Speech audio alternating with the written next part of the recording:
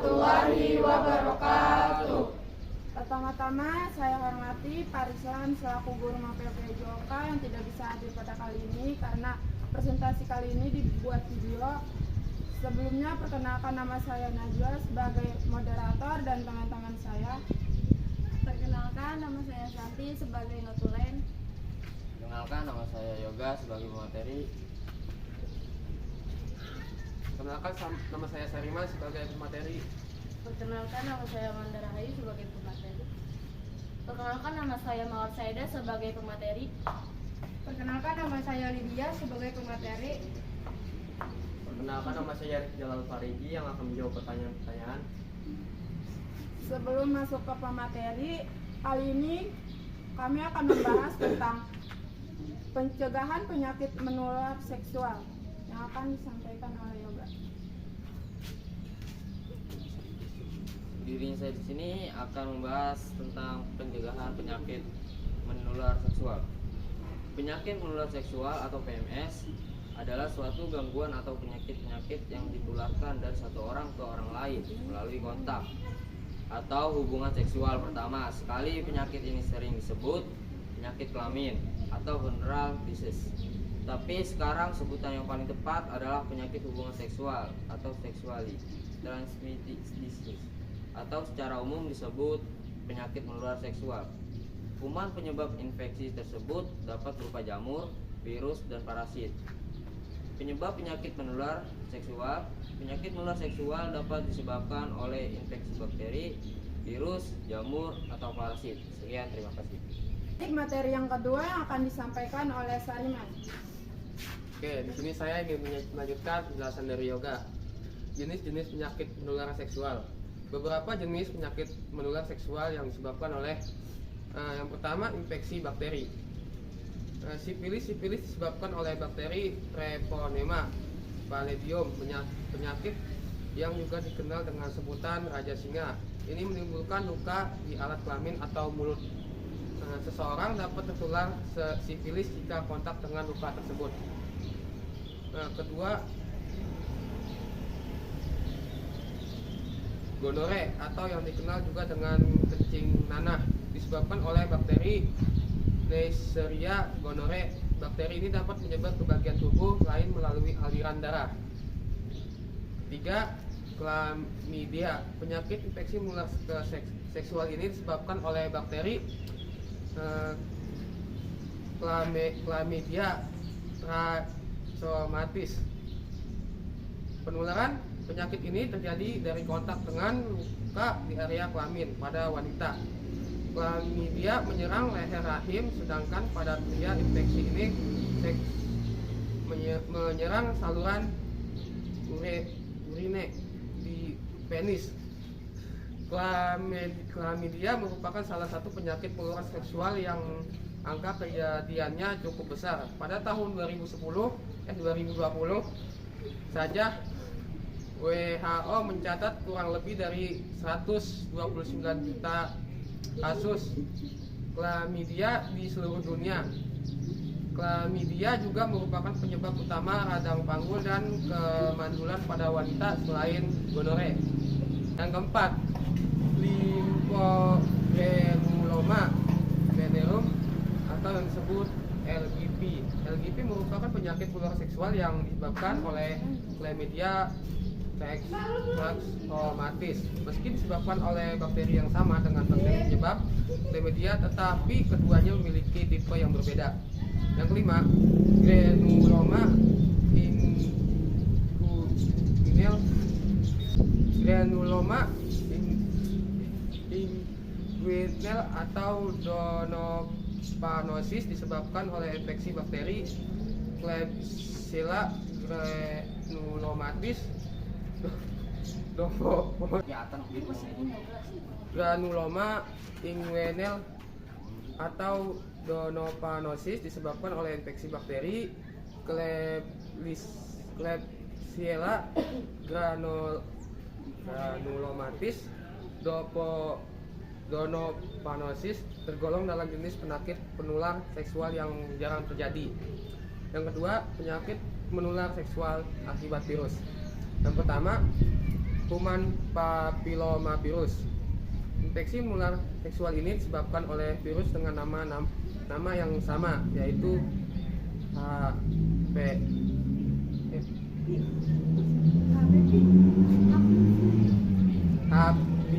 Virus HPV dapat menular melalui kontak langsung atau hubungan seksual dengan penderita pada perempuan.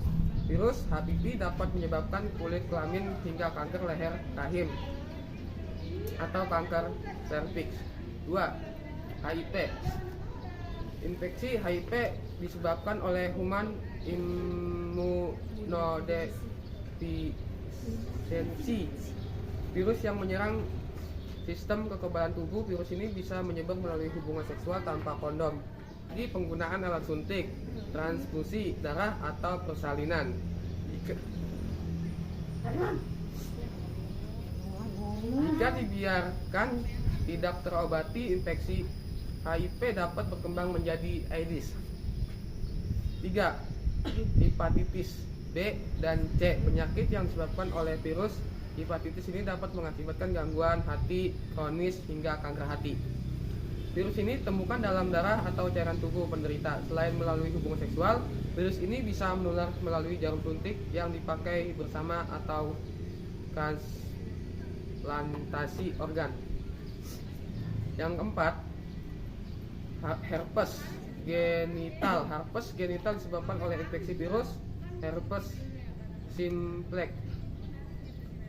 Virus ini bersifat tidak aktif atau bersembunyi di dalam tubuh tanpa menyebabkan gejala. Penyebaran virus terjadi melalui kontak langsung dengan pasangan yang telah terinfeksi. Yang ketiga, penyakit menular seksual akibat parasit.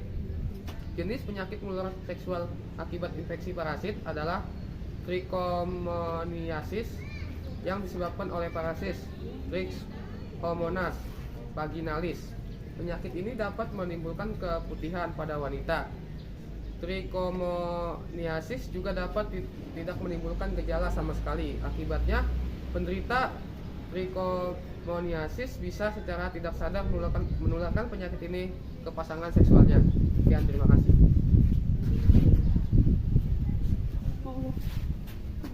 Terima kasih atas materinya. Materi yang selanjutnya yang akan disampaikan oleh Amanda. Berdirinya saya di sini, saya akan menjelaskan gejala penyakit menular seksual.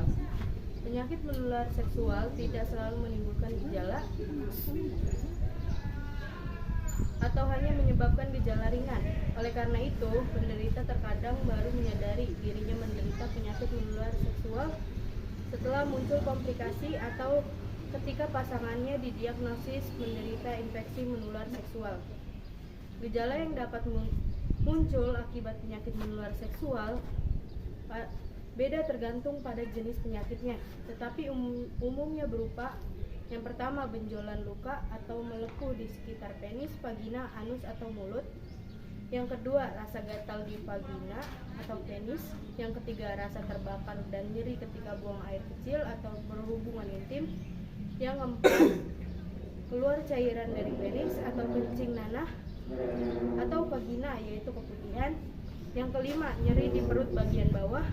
Yang keenam, demam dan menggigil. Ketujuh, pembengkakan kelenjar getah bening atau benjolan di selangkangan. Yang terakhir, ruang kulit di badan, tangan atau kaki. Selain beberapa gejala di atas, penyakit menular seksual bisa muncul pada wanita, yaitu yang pertama, pendarahan di luar masa menstruasi dan bau tidak sedap dari vagina. Dan yang terakhir, keluhan ini juga merupakan salah satu tanda penyakit kelamin wanita. Sementara gejala lain penyakit menular seksual pada pria meliputi ruam, sperma berdarah, dan pembengkakan statis. Terima kasih.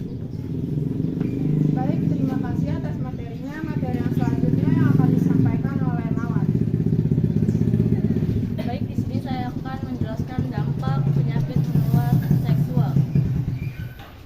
PMS yang dibiarkan tanpa penanganan yang tepat bisa menimbulkan berbagai komplikasi, antara lain nyeri pinggul, komplikasi kehamilan, peradangan mata, radang sendi, penyakit radang panggul, infertilitas, penyakit jantung, kanker serviks, dan kanker dubur.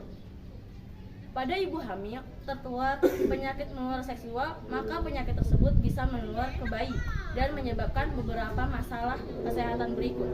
1. Infeksi. 2. Radang paru-paru. 3. Meningitis. 4. Kebutaan. 5. Kehilangan pendengaran.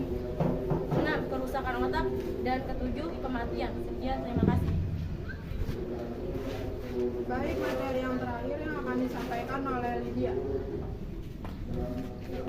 Baiklah, berdirinya saya di sini, saya akan membacakan cara mengobati penyakit menular seksual.